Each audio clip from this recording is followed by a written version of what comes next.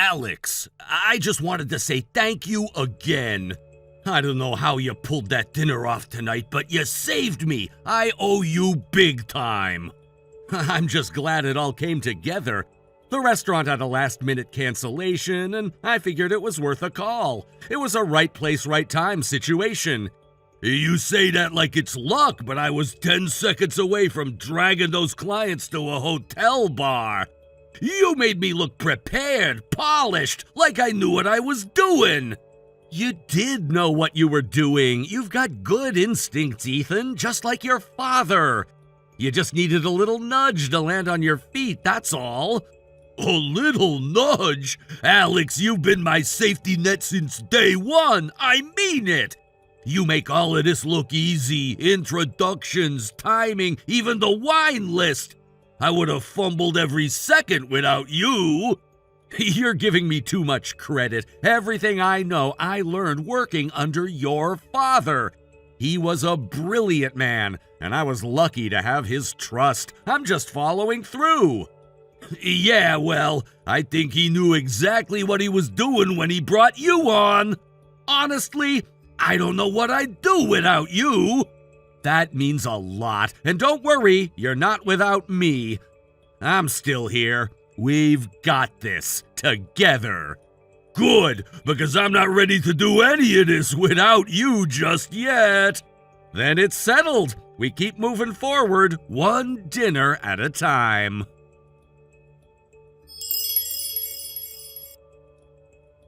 Good morning. You're Alex Thomas, correct? The one who works directly for my son. Good morning. Yes, this is Alex. May I ask who's contacting me?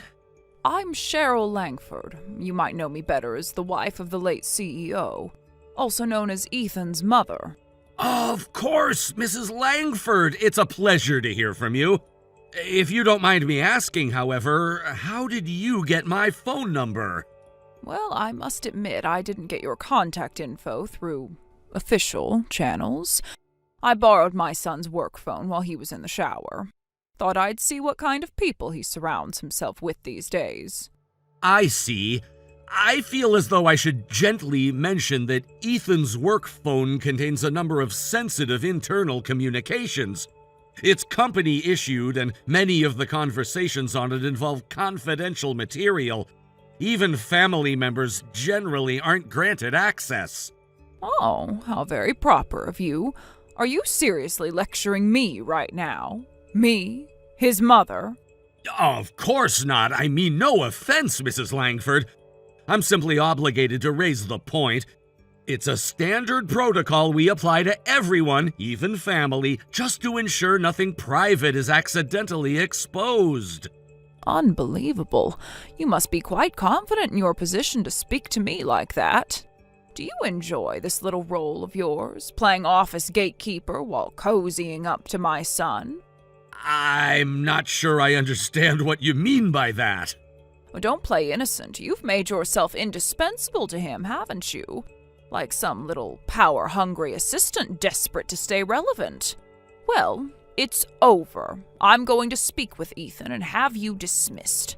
You'll be out by the end of the week. Respectfully, Mrs. Langford, I don't believe I've done anything to warrant that kind of decision.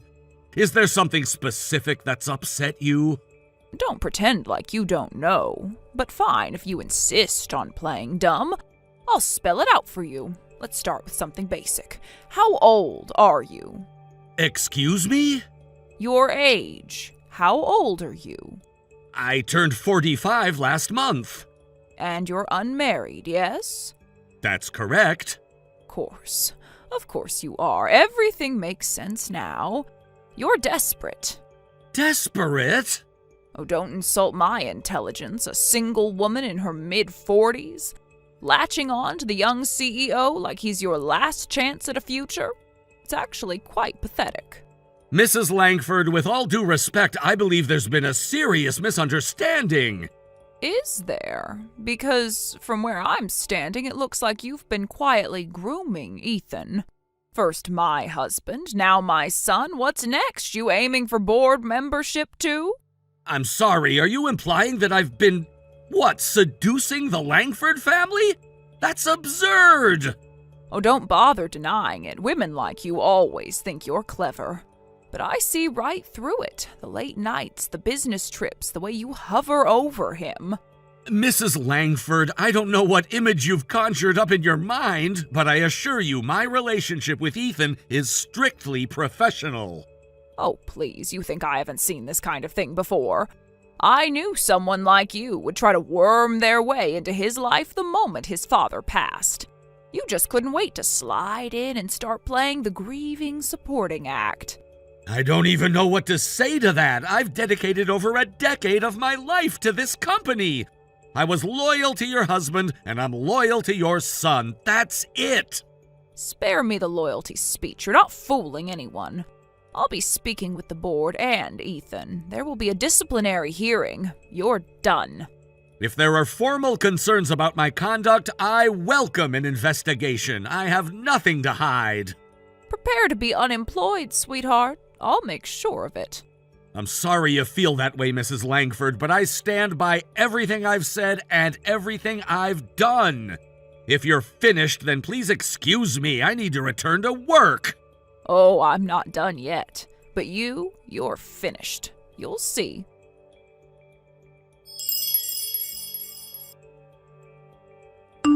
Hey, Alex, just checking in on you. Mr. Bright told me you weren't in this morning. Is everything okay?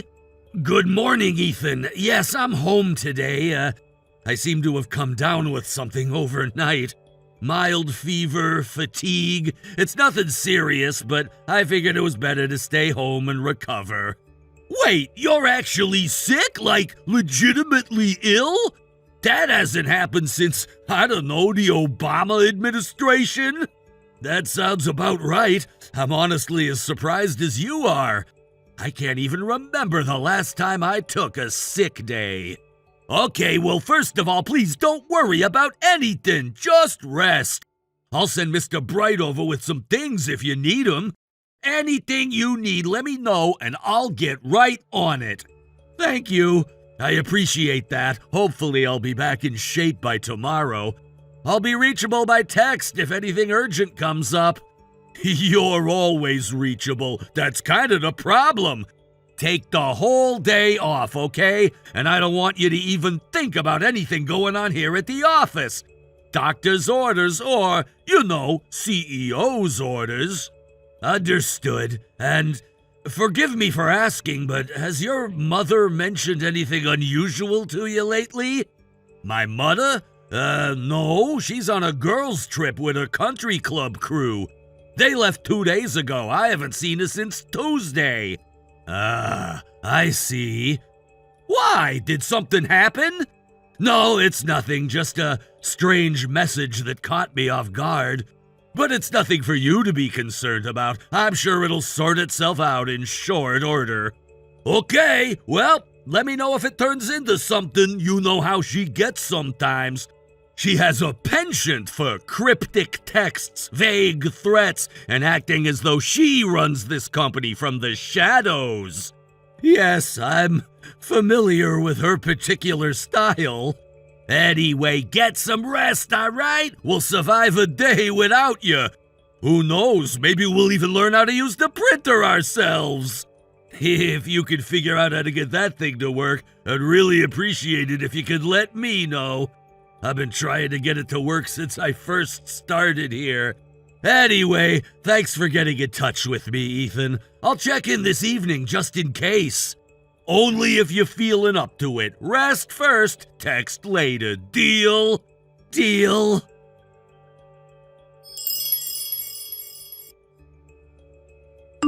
Alex, are you awake? I'm so sorry to bother you. Just let me know if now's not a good time. No, it's all right. I managed to get a nap in earlier.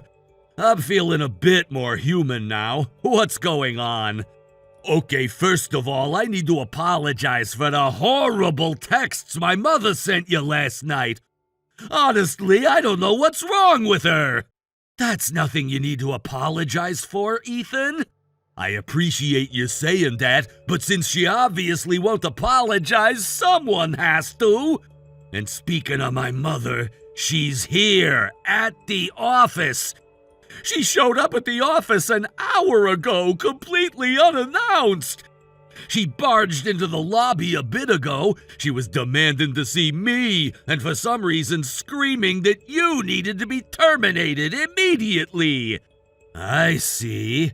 It would seem that she wasn't on vacation after all. Yeah, I wasn't expected to see her either. I finally got her to calm down enough to take her phone, and that's when I saw the texts she sent you. Alex, I am so sorry. It's all right, Ethan. I suspected something was off from her tone. That and the completely insane things she was saying to me. What's the situation right now? Have things calmed down yet? She's in one of the side conference rooms now.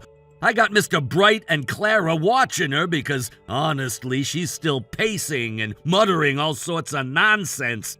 She's on a warpath, and I'm completely lost as to what to do about her. I appreciate you letting me know, and I think I may have an idea of what this is actually about. You do? Yes, I believe your mother has made an incorrect assumption about me that may explain the tone and the hostility. If I'm right, then I think we can resolve this quickly, or at least bring it back to Earth. Do you really want to deal with this now? You're still recovering. I've dealt with worse on less sleep. I'll speak to her. Text is probably best, less opportunity for escalation. I'll keep it civil.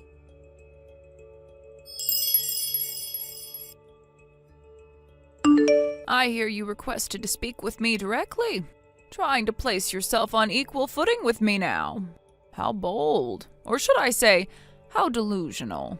Mrs. Langford, I'm not interested in competing with you or positioning myself against you.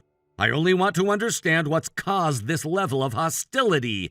I think we may have crossed wires somewhere along the way. Oh, don't insult both our intelligence by pretending this is a misunderstanding. You know exactly what you're doing. Women like you always do. I truly don't, ma'am, but I'd like to hear your perspective if you're willing to give it. Fine. Here it is. You're a desperate middle-aged woman who's worked her way too close to my son. You latched onto my husband for protection, then switched targets the moment he passed. Don't act innocent with me. I've seen this story played out before. I was your husband's executive assistant for 13 years. I handled his scheduling, his communications, and I respected him deeply. That was the extent of our relationship. And now here you are, glued to Ethan's side, whispering advice, offering tissues, making sure no one else gets too close. You want to be his wife. Don't bother denying it. That's simply not true. You're not fooling anyone. 45, unmarried, childless. You think I don't know what that means? You've missed your window and now you're aiming for a shortcut. But let me be very clear, it won't work. I'm not sure where this idea came from, but I'm not interested in marrying your son, or anyone else in the Langford family for that matter.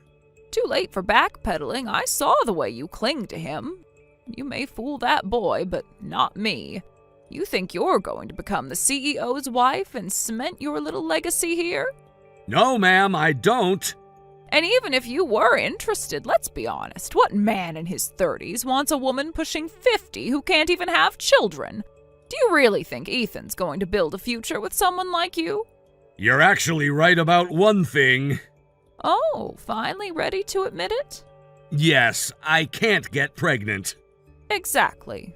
There it is. At least we're being honest now. I can't get pregnant because I'm a man. What? I'm a man, Mrs. Langford. Always have been. I'm not sure where you got the impression otherwise, but you've mistaken me for someone else. Wait, no, that's not possible. You're the female assistant, the one with the nice handwriting. That's you. That would be Sam, Samantha Pierce. She's my colleague. No, that doesn't make sense. That means the male assistant, the tall one with the navy suits, that's you? Correct. I'm Alex Thomas, male, 45, executive assistant. and not, as you've described, a desperate spinster out to marry your son. Oh, my God, It happens more often than you'd think. Samantha goes by Sam, and I go by Alex, which are both fairly gender-neutral names. But it usually gets sorted out pretty quickly once we meet in person. But oh no, I must have looked absolutely ridiculous. You were passionate, I'll give you that. And before you go getting any other strange ideas, you should know that Sam and I have been dating for many years. She's the best assistant I've ever worked with and the best partner I've ever had. Right, well, I see. That certainly clarifies a few things. I hope it does, because this whole situation has been exhausting for all involved. And I thought it was time we started operating from the same set of facts.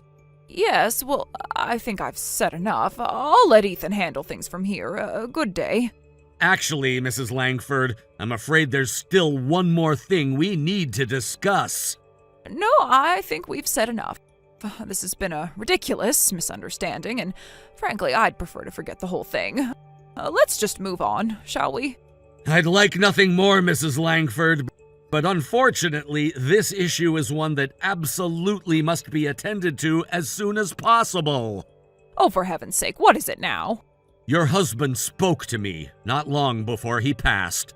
He told me something in confidence, something I was only to act on if it ever endangered the company. What are you talking about?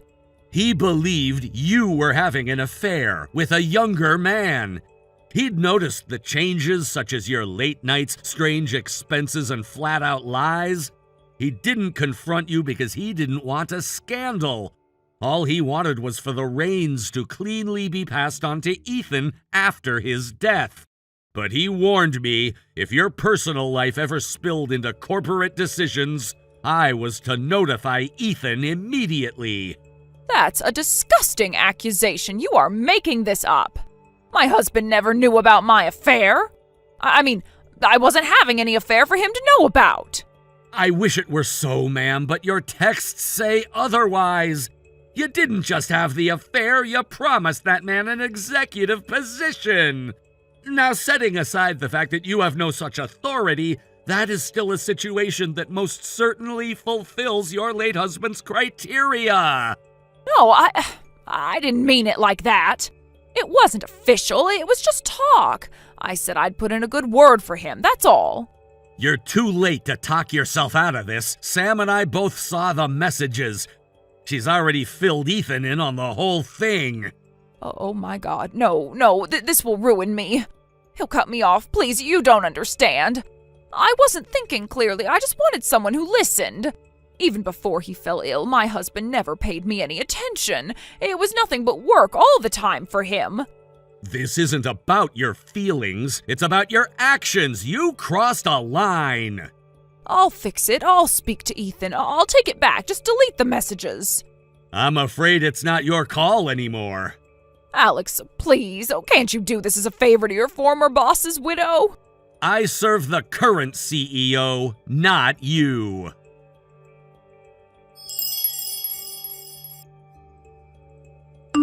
After I sent the last message, I turned off my phone, collapsed onto the couch, and let the silence take me.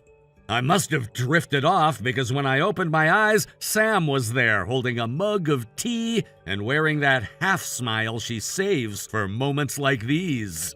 She told me everything. Ethan wasn't surprised by her revelation. He'd suspected something was off with his mother for a while. The erratic behavior, the phone calls she wouldn't explain, it all added up.